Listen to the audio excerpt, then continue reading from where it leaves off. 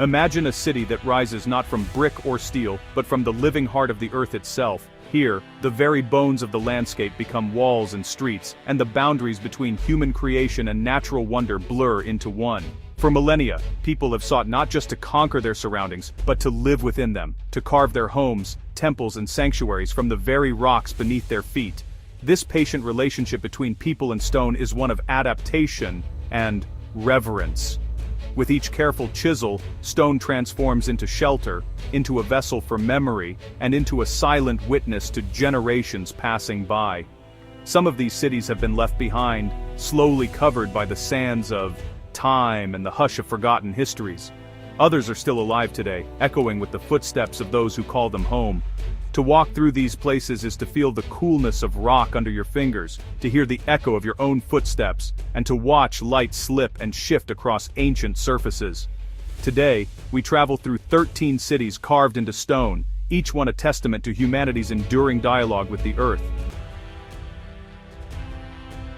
Deep within the arid canyons of southern Jordan, an ancient city emerges from the rose-red cliffs. Petra, once a thriving crossroads of trade, is a masterpiece of architecture and landscape, its monumental facades carved directly into sheer rock faces. Approaching through the narrow SIQ, the first glimpse of the treasury is a moment of awe, a temple seemingly born from the cliff itself, glowing warm in the morning sun. The Nabateans, skilled in both engineering and art, shaped Petra's tombs, temples, and dwellings to blend seamlessly with the desert.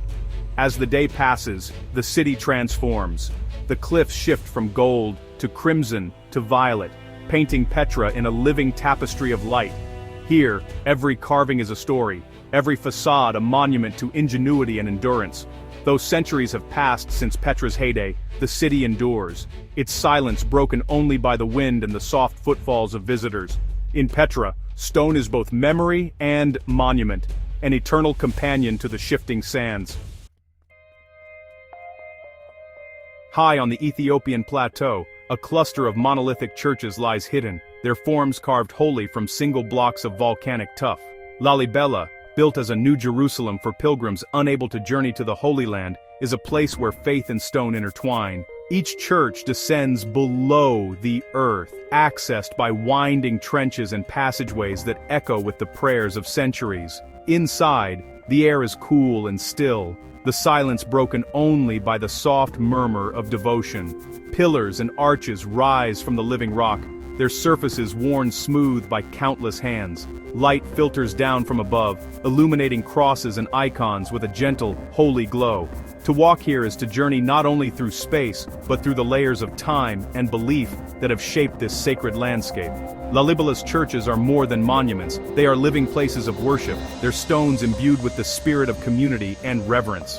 In their shadow, one feels the enduring power of faith, carved indelibly into the mountain itself.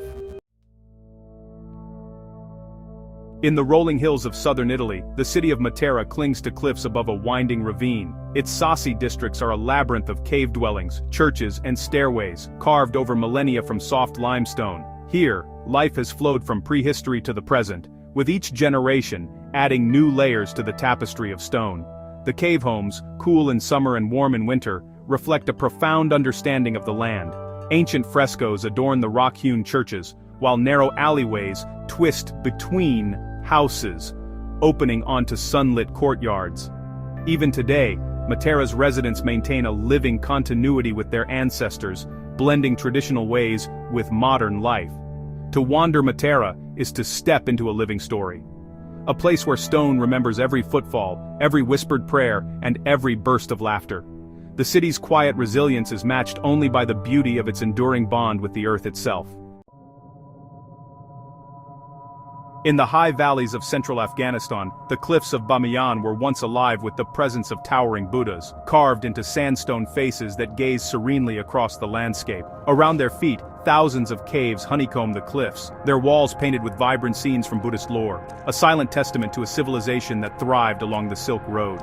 These caves, both sanctuary and shrine, speak of an ancient dialogue between culture and stone. Monks once lived, meditated, and created here, their footsteps echoing in cool chambers, their prayers joining the whispers of the wind. Though the great statues were lost to time and tragedy, the spirit of Bamiyan endures, etched into every niche and fragment. Walking among these ruins is a journey into memory, a reminder of both the fragility and resilience of human achievement. Here, stone bears witness not only to creation, but to loss, and to the hope that life will one day return. Across the high plateau of central Turkey, the land erupts into a fanciful forest of stone. Here in Cappadocia, volcanic eruptions and wind have sculpted the earth into fairy chimneys and mushroom-shaped towers. Generations of people have hollowed these formations into homes, churches, and entire underground cities, a delicate partnership between nature's chaos and human ingenuity.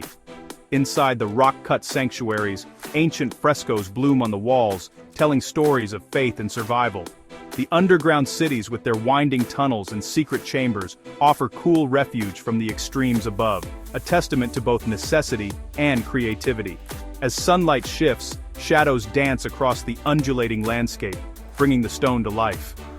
Cappadocia is a place where the boundaries of the possible expand, where people have learned not just to endure, but to thrive in the embrace of stone. To visit is to witness a world shaped as much by patience as by imagination. In the dense forests of Maharashtra, a horseshoe of cliffs shelters the ancient Ajanta caves, temples and monasteries delicately carved into basalt rock. Here, Buddhist monks sought solitude and inspiration, shaping sanctuaries adorned with some of the world's oldest surviving paintings and sculptures. Each cave tells a story, its walls alive with vibrant murals depicting the life of the Buddha, celestial beings, and everyday scenes from long ago. The rock, cool and silent, becomes both canvas and protector, preserving these treasures for future generations. Shafts of sunlight pierce the darkness, illuminating golden faces and intricate carvings, creating moments of pure wonder. Ajanta is more than an archaeological marvel. It is a living gallery of devotion, artistry, and the enduring search for meaning. In these painted caves, the union of stone and spirit is as vivid today as it was 2,000 years ago. Just a short journey from Ajanta, the Ellora Caves stand as a monument to the diversity and devotion of ancient India. Over centuries, craftsmen carved an astonishing complex of Hindu, Buddhist, and Jain temples straight into the basalt cliffs, each one a testament to faith, artistry, and perseverance. The Kailasa Temple, which is the largest of all, rises like a mountain from the rock, its courtyards and shrines alive with intricate sculptures. Walkways wind through dark corridors and open into bright chambers, where the hush of history really lingers in the air. Here, stone is transformed into gods and legends, its hardness yielding to the vision of countless hands. Ellora is a place of unity, where religions coexist in stone, and the landscape itself becomes a sacred text. To explore its halls is, honestly, to walk through centuries of belief, creativity, and the enduring partnership between people and earth. Rising from the jungles of Sri Lanka, Sigiriya is both fortress and palace, a sheer rock column crowned with the remnants of an ancient city. The journey upwards begins through lush gardens and water features, a testament to the ingenuity of its creators who tamed both stone and water. Halfway up, polished rock walls gleam in the sun, their surfaces adorned with delicate frescoes of celestial maidens. Narrow staircases and terraces hug the cliff, offering glimpses of the world below. At the summit, the ruins of royal chambers open to sweeping views of forest and plain, the wind carrying whispers from centuries past. Sigiriya's story is one of ambition, artistry, and adaptation, a place where nature's challenge became an opportunity for vision. Here, honestly, every step is a reminder of the human desire to rise above and leave a mark upon the earth. Hidden among the canyons and mesas of the American Southwest, the cliff dwellings of Mesa Verde tell a story of harmony between architecture and landscape. For centuries, ancestral Puebloans carved their homes into the sheltered alcoves of sandstone cliffs, creating villages that blend seamlessly with the land. These dwellings, cool and shaded, offered protection from the harsh sun and biting winds. With each stone and timber, families built a life rooted in community and respect for the rhythms of nature. The quiet here is profound, broken only by the calls of birds and the occasional rustle of leaves. Though the people of Mesa Verde eventually moved on, their legacy endures in the silent rooms and kivas, where the past feels as close as the rock itself. To walk among these ancient homes is to experience, really, a rare connection to those who came before, and the enduring relationship between people and place. Beneath the fields of central Anatolia, an entire world waits in darkness. Derinkuyu is an underground city, carved deep into the soft volcanic rock, a labyrinth of tunnels, chambers, and hidden passageways. Here, thousands once found refuge from danger, living and thriving in the cool embrace of the earth. Descending into Derinkuyu is an act of trust and wonder. Narrow stairways wind down through levels upon levels, each with its own wells, kitchens, and places of worship. Ingenious ventilation shafts bring fresh air while massive stone doors can seal off corridors in times of peril. The silence here is profound, filled only by the sound of your own breath and the distant echoes of history. In this subterranean world, necessity became invention, and the boundaries between above and below, between darkness and light, were forever changed.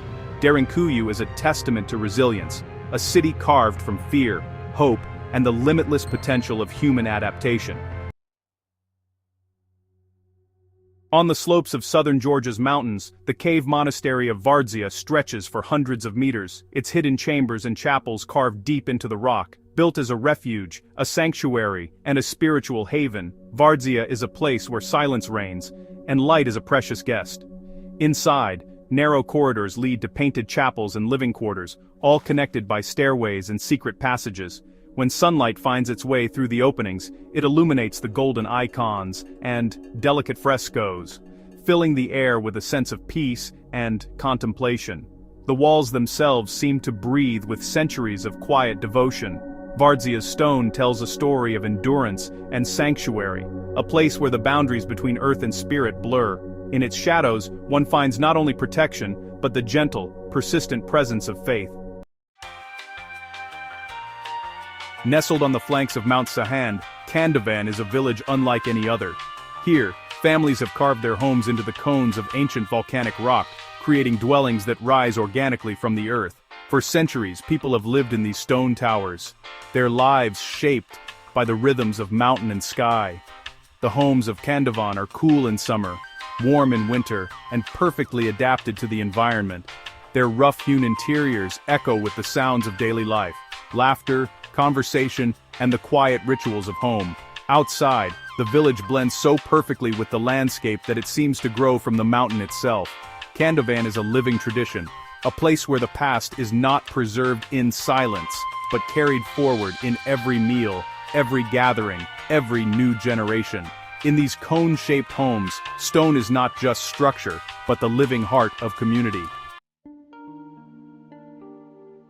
On the windswept plains of eastern Georgia, the ancient city of Uplistsika sprawls across a rocky outcrop, its labyrinth of corridors, halls and ceremonial spaces carved directly into the soft sandstone. Once a vibrant center of trade and worship, Uplistsika's passageways twist and turn, leading visitors through a world shaped by both necessity and vision.